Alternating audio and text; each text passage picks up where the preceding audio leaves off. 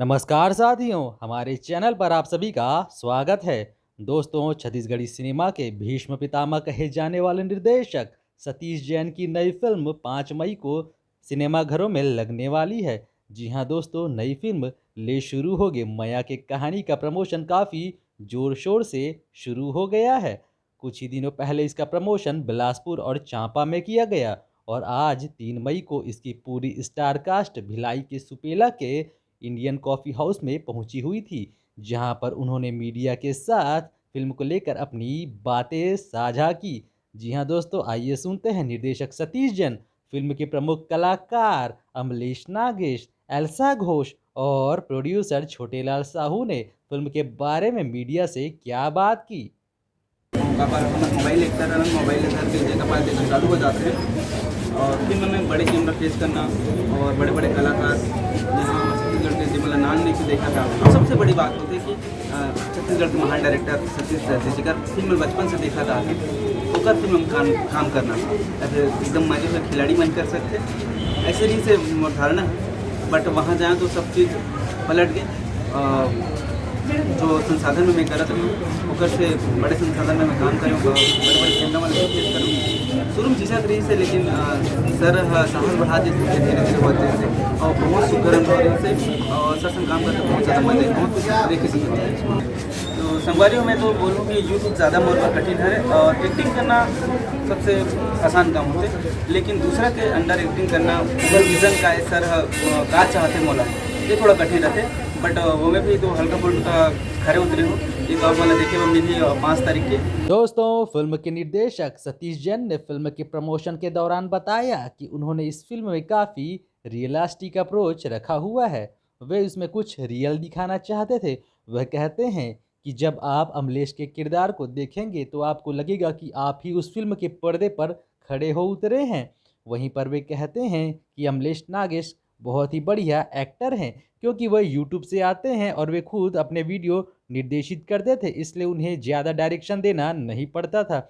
निर्देशक सतीश जैन ने अपनी फिल्म की अभिनेत्री एल्सा घोष की तारीफ करते हुए कहा कि वे काफ़ी पंक्चुअल हैं टाइम की। उन्हें छत्तीसगढ़ी नहीं आती, इसके बावजूद वे हर डायलॉग को अच्छे से पूरा करती थी।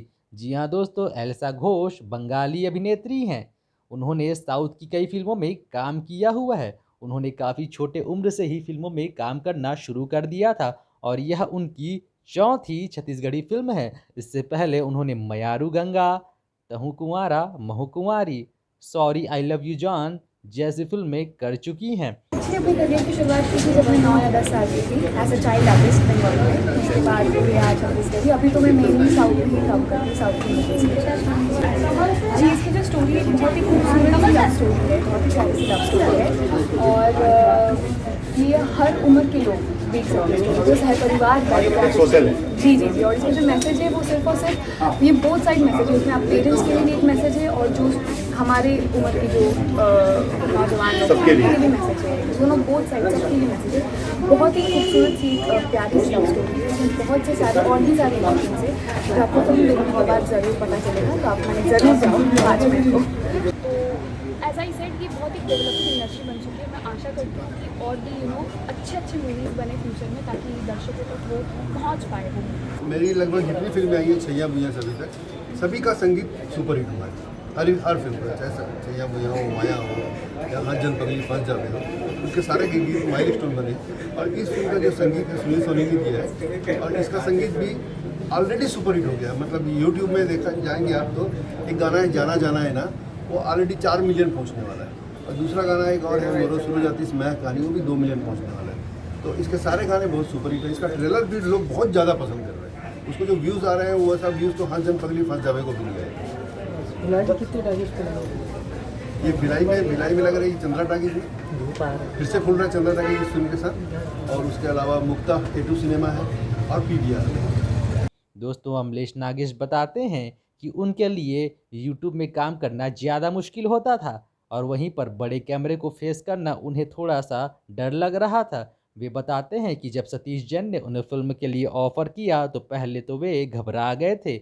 वे सोच रहे थे कि वे कर पाएंगे या नहीं कर पाएंगे, लेकिन उन्होंने कहा कि छत्तीसगढ़ के महानतम निर्देशक के साथ काम करना उनके लिए काफ़ी सौभाग्य की बात रही।